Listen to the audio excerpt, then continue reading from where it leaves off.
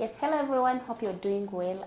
Today we are very, very much excited, and we want to first thank God for everything that He's doing for you and me, wherever we are. And I know that really God is doing wonders. So today we are very, very happy. We're going in for our next episode, and it is basically looking at investments. Yeah, investments is really important for you and me, and we know how investing is, what it entails, what it needs. But today we're going to go deeper into understanding the general basics of investments. So today I have a very interesting guest that is going to be sharing with us on this topic of discussion, and allow me to thank him for giving us his precious time to share with us his knowledge. And also I believe that someone who is watching us will be able to pick one or two things from his discussion. So I want to thank you very much. I request you introduce yourself to the public and say hello to them. Thank you very much, viewers. I'm very excited to have this opportunity to appear on Hope Channel, Uganda. My name is Jordan Omucha. I'm a financial analyst and I'm a lecturer at Makerere University Business School. I'm in the finance department, Faculty of Commerce, and I'm glad for the opportunity to be here to share my knowledge to the other people so that it can help them to improve on themselves. Well, I want to thank you so much, and we pray that may the Almighty God bless you for giving us your precious time on your busy schedule. For really, it's not really easy.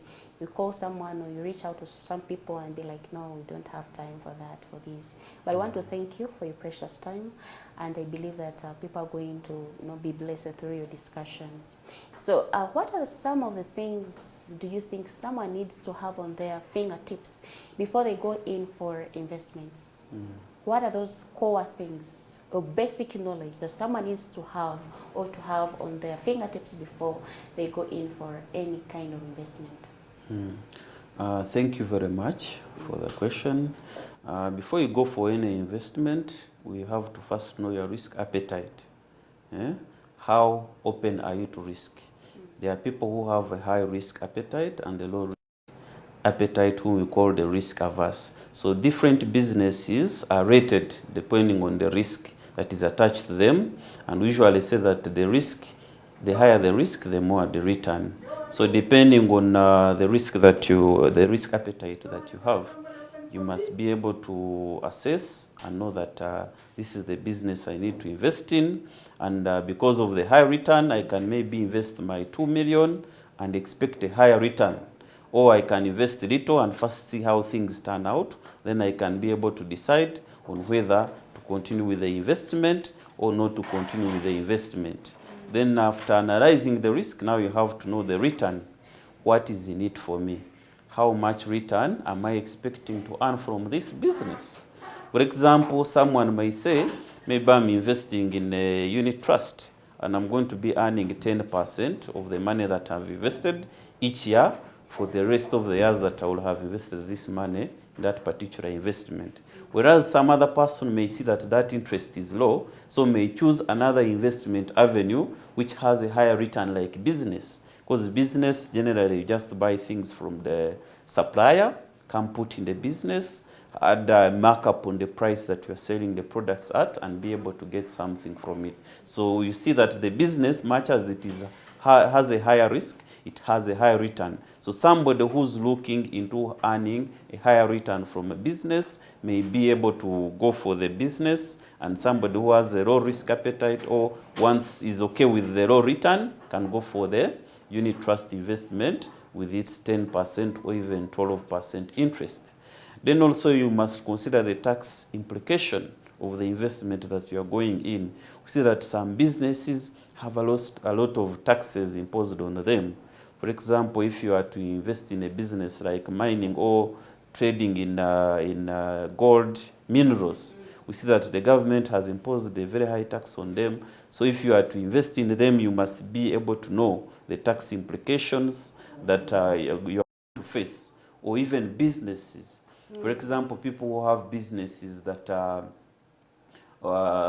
above 200 million, they are supposed to pay tax 30% corporate tax. Yet we find people that have small businesses with capital less than 200 million. Sometimes they don't have or turnover less than 200 million, they are not exposed to the 30% corporate tax. They are just required to pay the local taxes and the KCCA license fee, and they are able to operate. So you must be able to know the tax implication of that business. Lest you'll find you are making a lot of money, but most of the money is going for taxes, and depending on the objective you had when you're investing in the business, you may either find that you are not fulfilling it or you are fulfilling it. So you have to be careful when you are doing that. Then also maybe you may consider your passion, you personally. What do you like? Eh?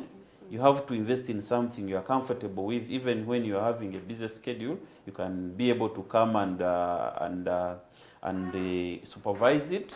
If you are working, and if you are working on it permanently, it's your source of income, then you must invest in something that you feel comfortable with, that you can come in the morning and stay the whole day at the business and feel happy and derive satisfaction from doing that business. For example, if you have grown up, you seeing your father doing a business, maybe he was dealing in spare parts. Because you have grown up in it, it may be easier for you to invest in the spare parts, and you may feel comfortable because you are used to seeing the things, you know how the business operates, so it is easier for you to keep up with the business of spare parts.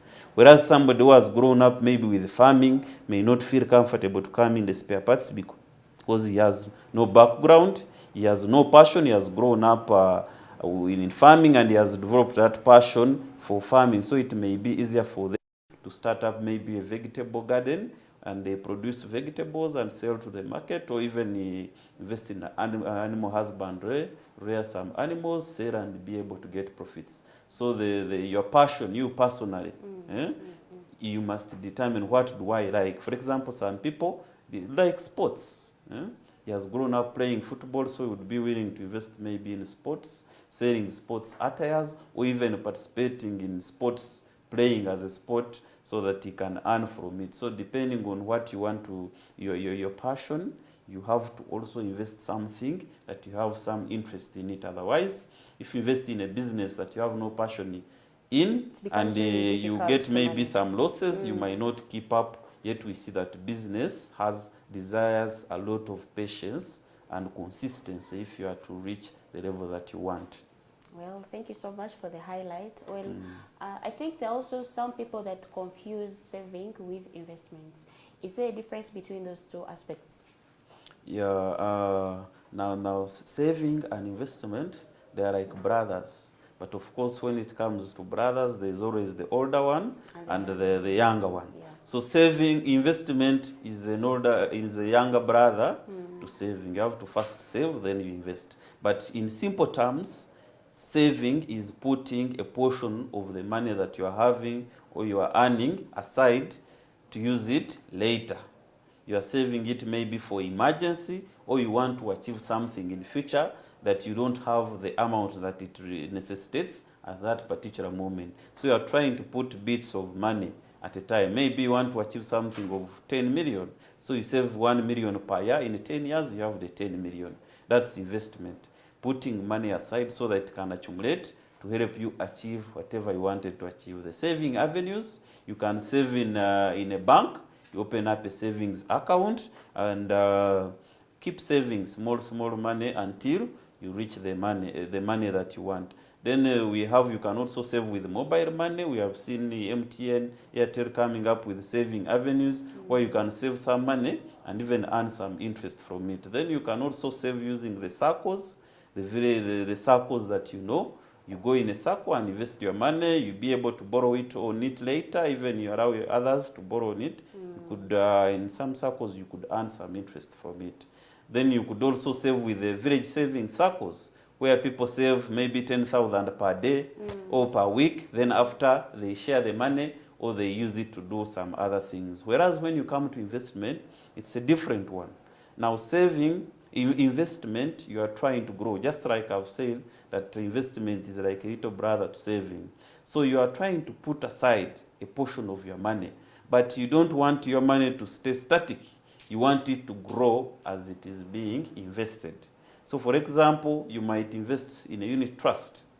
You have put there 100 million or 10 million or 1 million, and you expect that money to earn interest on it, so that if you have saved 1 million, you expect by the end of the year the 10% it would be 1.1 million. So there is an element of what? Of growth. Or you are investing in a business, and you are not investing in a business for fun.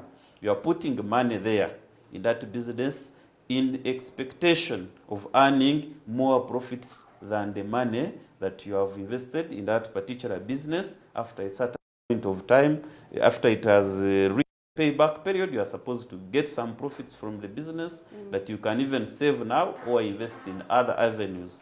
Then also investment, you can invest in buying or buying something that is going to accumulate in value. For example, like land. I can buy land of 10 million somewhere in the city outskirts, leave it there without doing anything, and after some time, I sell it at 15. It has accumulated in value. I have done what? An investment. Or 5 million. Investment, you are looking at earning something from that particular thing you are doing. Then for saving, you're just saving your money so that it can be safe. You don't want, because of the globalization and the changes in socialization of the country, we have seen that you can no longer keep money at safe in the traditional ways of keeping in the pot. You may keep it in the pot and it gets lost. So people are saving money in the banks and other avenues that I've talked about. So mostly you are looking at the safety of your money. Whereas investment, the main objective of you investing is earning some return from that particular investment. So they are brothers, but different depending on the objectives that somebody is looking at. So how can a beginner start a business using little money? You know, maybe she's a graduate or he's a graduate and would love to start a business, but then has this little money. How could you advise such a person maybe to start investing using the little money he has or she has? Okay. I would advise those having little money. Of course, if you are in the investment world, you have to start small and grow big. You don't come from nowhere and jump. You cannot cross the bridge before you reach it. So you have to start small. Let's say you are maybe you are a fresh graduate. You have maybe organized the graduation party and your relatives have gifted you maybe with $1 million. You can start by investing that $1 million in a business, a small business, maybe electronics shop. You can get a friend who's having a shop, you sub-rent, pay small rent, share the costs, then you buy some small items and put in the shop. These small items will attract people to the shop. They are maybe looking for something, but they are not sure if you have it. So someone may come, I want this, I want the other one. You don't have it, but you promise them you're going to get it. Then as you are selling the things that are available, you sell, of course, with a profit. Then the money keeps accumulating. If you had invested $1 million, by the end of maybe a week, when you are to balance your books of accounts, which is very important, record keeping in starting small so that you can track your growth journey. You'll find yourself, maybe you have now 1.1, later you find it is growing to 1.2, and the things 1 million can achieve, they are different from what 1.2 can achieve. 1.2 can achieve better. So as you keep on, you'll find yourself selling, getting with a profit, you'll find yourself growing in business. You are getting more money so you can bring the things, even the other things people are asking for, selling them, because the art of making money is in the numbers. The more the process reciprocates. Selling, buying.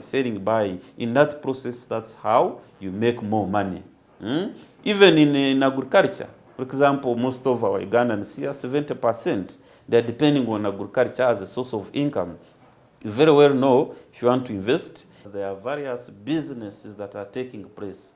From retail businesses, we have wholesale businesses, we have agriculture businesses, we have dairy businesses, very many businesses. So depending on where your passion is or what you feel like, where you see the return, and depending on your risk appetite, you can invest in any business idea that you have. Just come up with a business plan, make a budget, and know how much you need to start up the business, register your business so that it can be recognized. Then start up with the business and start making money. Start small. Of course, you could have some small challenges as you are beginning, but later the storm comes and you stabilize and you start making more money. So business is the first avenue of investment because it grows, it has a higher return of business. Then we could have market funds. We have market funds where you can invest money and earn interest. An example is unit trusts. Where unit trust means where people, very many people, because you may want to invest in something, but you don't have the money, there are 100 billion to invest. But we have fund managers, they bring money from different people. This one has 1 million, 2 million, 4 million. They bring it together and be able to invest in something that one person could not have achieved. An example of a market fund is where you invest in a unit trust. So you can invest their money, the fund manager gets it and invests it in something that is productive, like real estate, or even in bonds and what? And he earns some small interest, then he shares depending on the contribution that you have made to the market fund or the unit trust. We have these in insurance companies, Old Mutual, we have Sanlam, even banks like Stanbic are also offering those services of unit trust investment. So for somebody who has a low risk appetite, fears to lose their money, or they are not having enough time to go and monitor those investments, they can invest in a market fund or in a unit trust. Then we have the government treasury bills. These ones are usually traded once in a while. The Bank of Uganda trades them on the Uganda Securities Exchange. You can invest in them. The minimum investment is usually 100,000.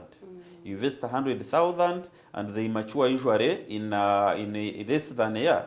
We have treasury bills of 3 months, 6 months, and usually for a year.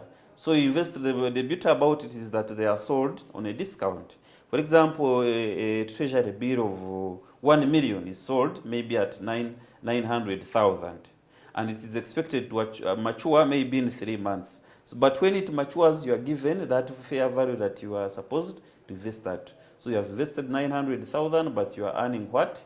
At the maturity, you are getting 1 million. So the difference, the 100,000 is the interest that you have earned from that particular investment. Only that it has a tax implication because they charge them 20% on the capital gains you have made on the interest. They charge you 20% withholding tax. Then we have treasury bonds, which are 2 years and above. So those ones you invest, also the minimum is 100,000. You have to invest the central deposit saving account. Then you invest the money there, and there the money, you invest the money and keep earning interest 2 times in a year. You earn after 6 months, then after the other 6 months. Let's say if it is a 15% treasury bond, they will give you 7% after 6 months, 7% after the other month, only that they attract 10% withholding tax, especially if they are 10 years and above. So then at the end of the period, you can be able to get more your money. You choose whether to reinvest it or to go and invest in other things, depending on how your goals and objectives could have changed by that particular time. Then we have stock markets, where you can buy shares in what? In these companies that you see, because each company that is registered according to the Company Act must put up a portion of their shareholding up for sale for people to raise money from the public, like in case they want to invest something. You have seen MTN doing this. Yeah. They have sold shares to the public. You have seen Stanbic. So on the Uganda Securities Exchange, which is regulated by the Capital Markets Authority, we have companies selling their shares at different prices. We find that companies are doing well and high dividend is expected. They are selling their shares at a higher price. So you as an investor, if you have your money, you can go either through one of the brokers. We have Crested Capital. We have even banks like Stanbic. They are brokers to these shares that are being sold. You register yourself and buy some shares depending on the money you have, because they can tell you each share is at 10,000. So if you have 100,000, you can buy 5 shares. You invest and expect dividend at the end of the year. After the company has operated, declares some dividend and you get some portion of money. So that's basically the stock investments, where you can invest some money and be able to earn money in form of dividends. Then you can also invest money in fixed deposit accounts from the usual banks that we know. Equity Bank, Stanbic, Baroda, all those banks, they have products that are in line with the savings account. You put money there and earn interest, maybe per annum, depending on the arrangement that you have had with your bank. But the only problem is that the interest is usually low. But if you have a low interest, a low risk appetite, you can invest there your money and you'll be able to earn some good money with the time, of course. So those are some of the investments. Then for the young people who are still growing, maybe in a career, or they are still young and energetic, you can, the best investment, of course, as an academician, cannot fail to talk about it, is investing in education and skills attainment. If you are still young and still have the brains, you have not got a lot of responsibilities, invest in education. It might not be as formal coming to the university getting a bachelor's. You can just invest in learning something. Learn small skills, fixing a car, fixing maybe wiring a house. Those cannot take a lot of time and it can be learned through apprenticeship. You get somewhere and pay them, please teach me how to wash a car. You go wash cars in a neighborhood and earn some small money. How to wire a house, somebody teaches you, you keep working with them, you earn some small money. How to fix small things in the car. Those are some of the things that can give you money without spending a lot of time. Or if you have the time, you can also invest in formal education. Go for professional courses like Certified Public Accountant, CPA, SIPS, or even go for masters, bachelor's, diploma, certificate. Even if you stopped at lower level, because we have friends that have stopped at senior 4 because of some challenges. If you have the opportunity and you can be able to upgrade, please do. Because investment, it is the best. Education is one of the best investment avenues that you can make. Then also you can invest also in providing services. The first investment was about selling goods, business. You can also provide services in the neighborhood, cleaning services, or offering services, helping people to go about certain things, becoming a broker somewhere. Those ones don't need a lot of qualifications. Just get some small capital, dress well, and go to the car bond and learn how they do the things, become a broker. You are providing services. Services are aimed at making things easier for others. So if you can make life easier for someone, you can be paid for that. That's a skill that doesn't require a lot of time. You can also invest in providing services, legal services, educational services, and anything, and be able to earn a lot of money from it. So those are some of the different investment avenues that people can give a try and see how they work. Well, thank you very much. I like the fact that instead of someone sitting or being idle there, they could go learn a skill, or maybe do an online course, or maybe learn how to fix a car. Try to be busy as a person, so that you'll be able, to invest in time, because I know there's also that investing in time is also very, very crucial. So